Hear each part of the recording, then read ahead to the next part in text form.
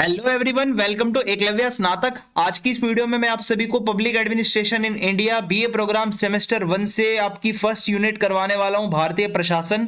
और इसकी easy summary होगी। कोशिश करूंगा 10 मिनट के अंदर अंदर आपको कवर करवा दूं सारी मेन चीजें, और आपको फ्री पीडीएफ भी प्रोवाइड करवा दी जाएगी। आपसे रिक्वेस्ट है, आप मुझे प्लीज इंस्टाग्राम पे फॉलो कर लें। मेरा यूजर नेम आप सभी के सामने लिखा हुआ है। आपको कुछ भी पूछना हो तो आप मुझे मैसेज कर सकते हैं, और टेलीग्राम ग्रुप जरूर ज्वाइन करें, वहां पे आपको पीडीएफ नोट्स प्रोवाइड करवा दिए जाते हैं। एकलव्य स्नातक 1 जो है यूजर नेम है, आपको सर्च मारना है और वहां पे आपको टेलीग्राम ग्रुप मिल जाएगा।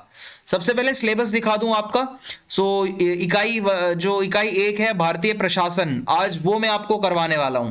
तो सबसे पहले देखते हैं कि आखिर इसमें क्या है। भारत के अंदर सबसे पहले औपनिवेशिक काल था, जब यानी कि जब अंग्रेजों का टाइम था, तो हमारे यहाँ पर जो प्रशासन था, जो सिविल सर्विसेज थी, वो कैसी थी। तो भाई ब्रिटिश ईस्ट इंडिया कंपनी के समय में सिविल सेवाओं को 3 भागों में बांटा गया था। सैन्य सेवा, नौसेना की सेवा और वाणिज्यिक मामलों की सेवाएं, जैसे टैक्स वगैरह लेना और एक्सेट्रा। जो लोग वाणिज्यिक गतिविधियों में शामिल रहते थे, इसमें शामिल सिविल सेवकों को सैन्य और नौसैनिक सेवाओं में कार्यरत लोगों से अलग रखा जाता था। मींस नौसेना और सेना से अलग जो वाणिज्यिक इकोनॉमिक एक्टिविटीज के जो अधिकारी होते थे, उनको सिविल सर्विसेज के अधिकारी कहा जाता था। और हमारे भारत में चार्ल्स कॉर्नवालिस, जो भारत के गवर्नर जनरल रहे 1786 से 1793 तक, उन्होंने क्या करा कि सिविल सेवाओं को यहाँ पे शुरू किया औपनिवेशिक काल में, और इसी वजह से उनको father of civil services means Bharat की सिविल सेवा के जनक के रूप में भी जाना जाता है। फिर आते हैं वॉरेन हेस्टिंग्स, बंगाल के गवर्नर जनरल, और उनके समय से ही कंपनी के अंदर वाणिज्यिक मामले लगातार हो रहे थे, और ऐसे में कोई अधिकारी चाहिए था। होता क्या था कि सिविल सेवक जो होते थे, उनकी नियुक्ति किसी प्रतियोगिता के माध्यम से नहीं होती थी, बल्कि उनको कोर्ट ऑफ डायरेक्टर्स के माध्यम से नामांकित किया जाता था। मींस एक कोर्ट ऑफ डायरेक्टर्स होते थे, वो खुद चूज करते थे, कोई एग्जाम वगैरह नहीं होता था। आज की डेट में तो यूपीएससी का एग्जाम होता है। तो ये थे लॉर्ड कॉर्नवालिस या चार्ल्स कॉर्नवालिस, जो गवर्नर जनरल थे इंडिया के, फादर ऑफ सिविल सर्विसेज। अब आता है भारतीय सिविल सेवा, इंडियन सिविल सर्विसेज, आईसीएस। ठीक है, तो आईसीएस अधिकारी क्या होते थे? ये सबसे प्रमुख सिविल सेवा थी। जैसे आज हम आईएएस कहते हैं ना, वैसे आईसीएस होते थे। 1858 में ईस्ट इंडिया कंपनी में ये स्टार्ट हुई थी सेवा।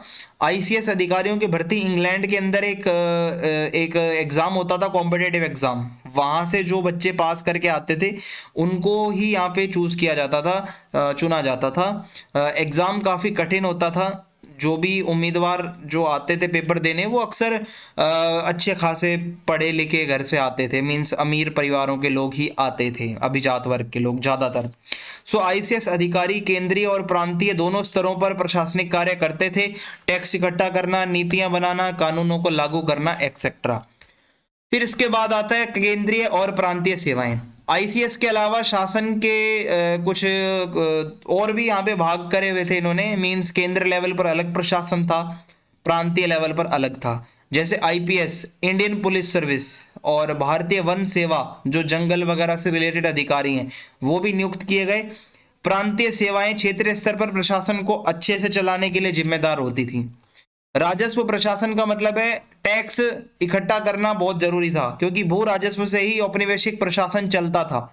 राजस्व, जो ये टैक्स इकट्ठा होता है, जो रेवेन्यू जो इकट्ठा होता है, इसको अच्छा करने के लिए अधिकारियों को नियुक्त किया जाने लगा, ताकि वो जाएं और टैक्स इकट्ठा करके आए। आपने 1793 का स्थायी बंदोबस्त पढ़ा होगा 12th क्लास में, जिसको इस्तमरारी बंदोबस्त भी कहा जाता है। इसके अंदर जो अंग्रेज थे, उन्होंने भाई कुछ अधिकारियों को भेजा कि भाई एक प्रॉपर नियमित रूप से आप टैक्स इकट्ठा करके आओगे और हमें दोगे। ये हो रहा था। फिर आता है न्यायपालिका। अब न्यायपालिका का काम होता है कानून व्यवस्था से रिलेटेड। अब इनके जो जज होते थे, वो आईसीएस अधिकारी होते थे। मींस एक कानून मामले का विशेषज्ञ और एक आईसीएस अधिकारी में ज्यादा डिफरेंस नहीं था।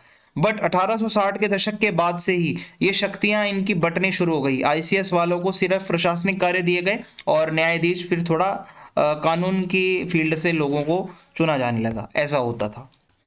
शिक्षा और सामाजिक सेवाएं, जो सिविल सेवक होते थे, वो शिक्षा और सामाजिक सेवाओं के प्रशासन में भी शामिल रहते थे। मैं कह ले कि शिक्षा पर जो नीतियां थी, जैसे कैसे अंग्रेजी मीडियम को ज़्यादा से ज़्यादा फैलाना है, इसमें अधिकारियों का बहुत इंपॉर्टेंट रोल था। प्रतिनिधित्व और आलोचनाएं।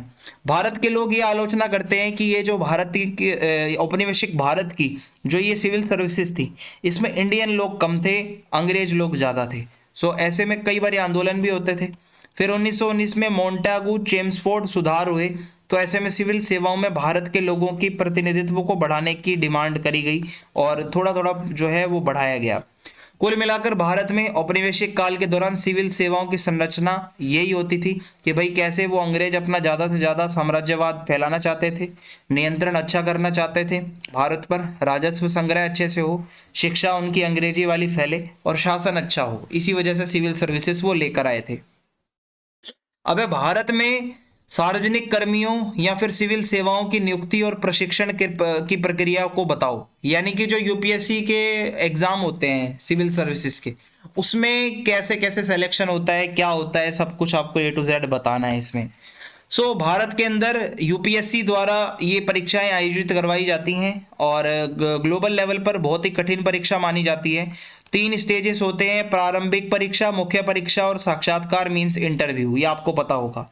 परीक्षा के अंदर सामान्य अध्ययन से लेकर ऑप्शनल सब्जेक्ट्स होते हैं और ऐसे पेपर भी होते हैं, ठीक है। और प्रारंभिक परीक्षा जो होती है ये एमसीक्यू बेस्ड होती है, यहाँ पे आपकी जीएस वगैरह की नॉलेज को चेक किया जाता है। मुख्य परीक्षा में अलग अलग सब्जेक्ट से रिलेटेड क्वेश्चंस और नॉलेज आपसे पूछी जाती है। इसमें टोटल 9 पेपर होते हैं, जिनमें से 7 में से आपकी रैंकिंग बनती है, 7 की मेरिट बनती है।